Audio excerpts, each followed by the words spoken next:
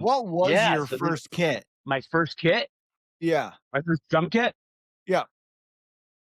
Shit, so that first kit, rewind, was an old Tama Rockstar from, like, the early '90s that my aunt just found from some dude.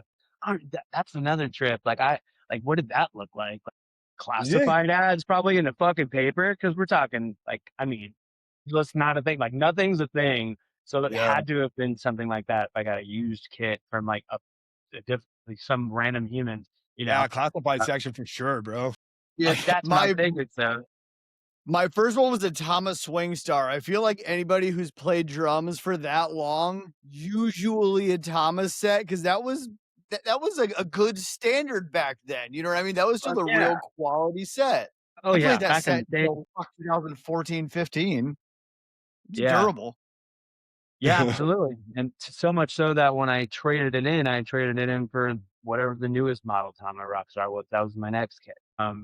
But, but yeah, so there started Bleed the Sky, we were ripping. I'd say we were a good 60-40 on the caring more about partying than, like, writing, at least in my mind. I was just like, growing up, like, I've always just wanted to be on a team, you know what I mean? Like, I wanted that camaraderie.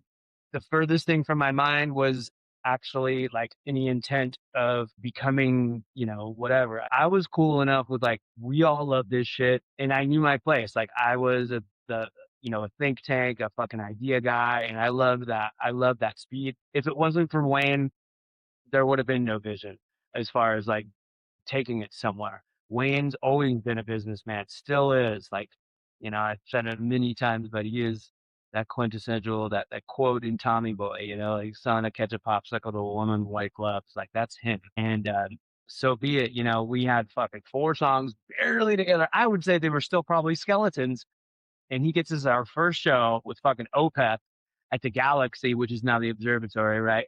Yep. And it's fucking sold out, and we suck. And we're Yeah. not great. Yeah, we didn't even have like our set lineup yet. We had this dude Dave in the band that was something else, but he just kind of he was just in there. Yeah. Yeah, we were just kind of put together, whatever. Like, it didn't become until after that where we realized we needed a lot of work. Let's focus more on writing something fucking great and discovering our real sound other than just fucking throwing riffs together,